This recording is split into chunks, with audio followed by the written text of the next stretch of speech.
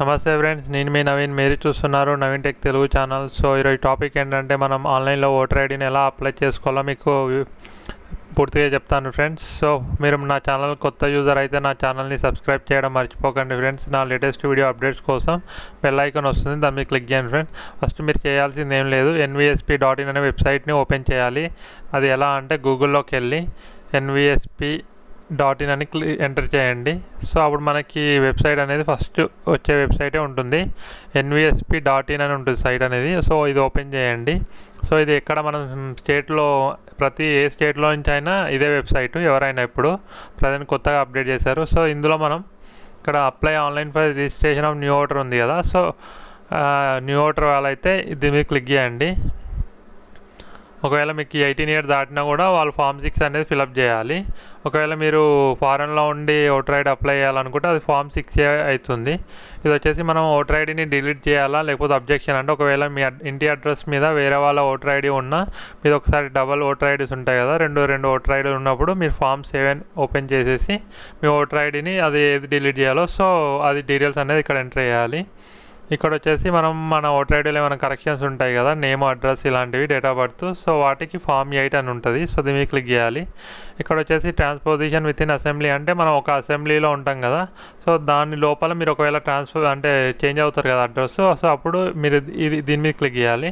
ఇది వచ్చేసి మీ ఒక అప్లికేషన్ స్టేటస్ గురించి తెలుసుకోనికి ఇది ట్రాక్ అప్లికేషన్ స్టేటస్ మీద క్లిక్ చేయాలి.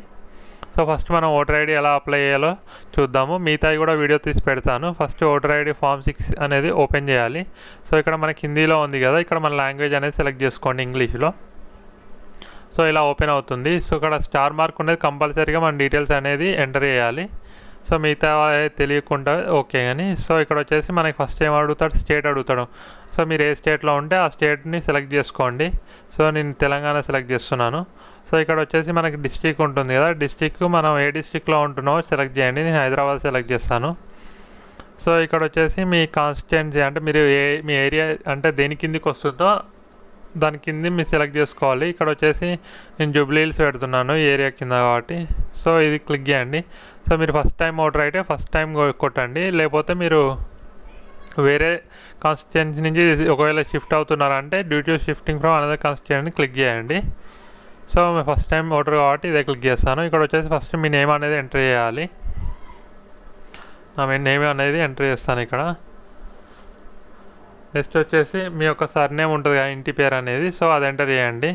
సో నేను ఏదో ఒకటి ఎంటర్ చేస్తున్నాను, జస్ట్ మీకు చూపించడానికి చేస్తున్నాను ఇది. ఇక్కడ వచ్చేసి మీ యొక్క ఫాదర్ నేమ్ అనేది ఎంటర్ చేయండి.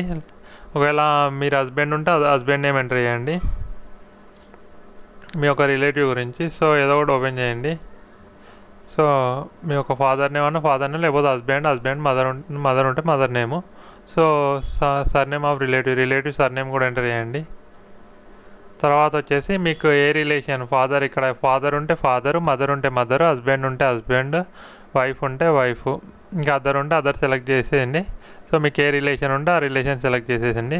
సో ఇక్కడ వచ్చేసి మీ యొక్క ఏజ్ అనేది ఎంటర్ చేయండి. ఇక్కడ కింద ఉంటుంది డేట్ ఆఫ్ బర్త్, సో దాని మీద వెళ్ళి మీ యొక్క ఏజ్ని సెలెక్ట్ చేసుకోండి.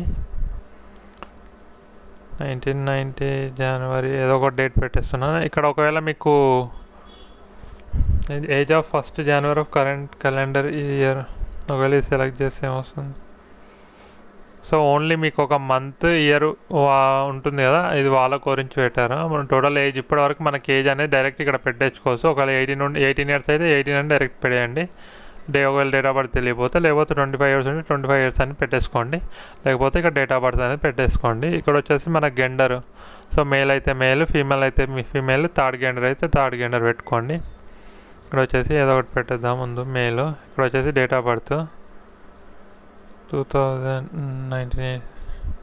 సో ఇది ఓకే, తర్వాత అయిపోయింది. ఇక్కడ వచ్చేసి మీ యొక్క ఇంటి నెంబరు ఎంటర్ చేయండి. ఇంటి నెంబరు ఇక్కడ వచ్చేసి మీ యొక్క స్ట్రీట్ అని ఎంటర్ చేయండి.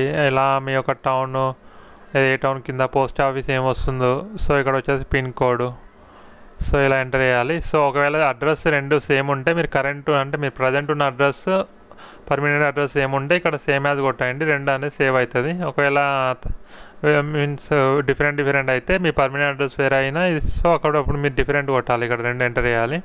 ఒకవేళ మీ నేబర్స్ ఉంటారు కదా, మీ ఫ్యామిలీలో ఎవరిదైనా వాళ్ళ ఓటర్ ఐడి ఉంటే ఇక్కడ ఎంటర్ చేయండి.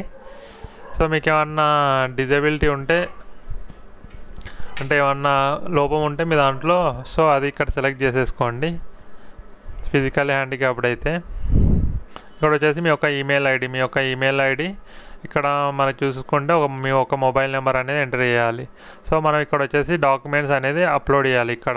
సో ఇక్కడ ఏంది మనకి అప్లోడింగ్ సపోర్టింగ్ డాక్యుమెంట్స్ అన్నాడు.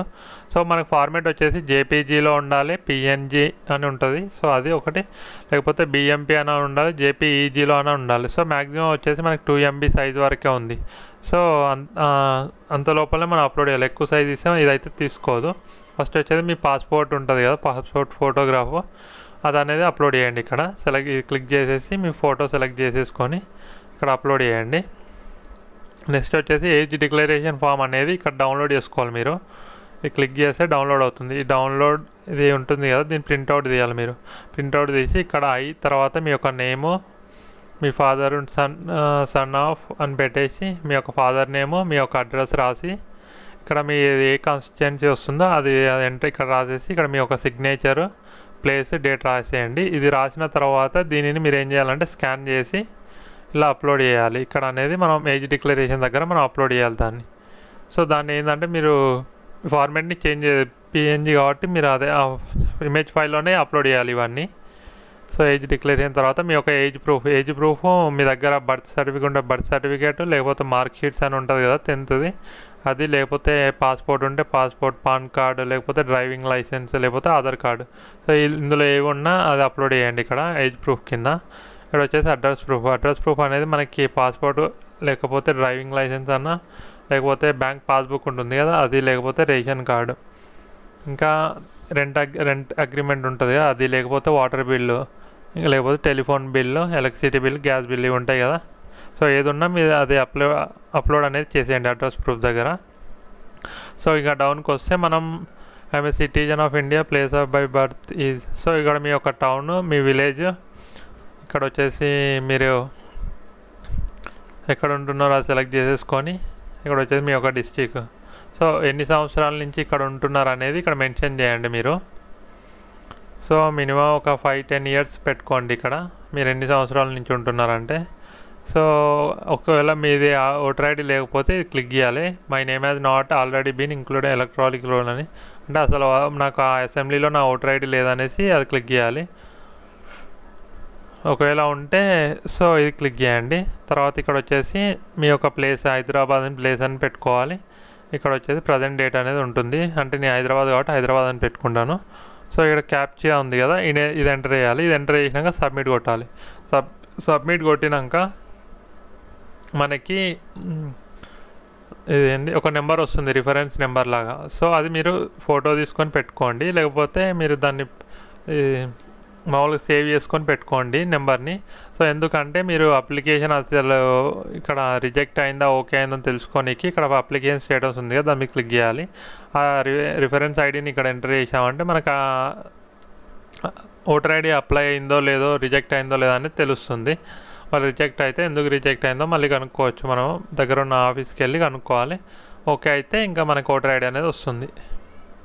సో ఇలా ఫ్రెండ్స్ మనం ఓటర్ ఐడిని అప్లై చేసుకునేది. Thanks for watching my video. ఇంకా మా లేటెస్ట్ ఇలాంటి వీడియోస్ కోసం నా ఛానల్ సబ్స్క్రైబ్ చేయండి. జై హింద్.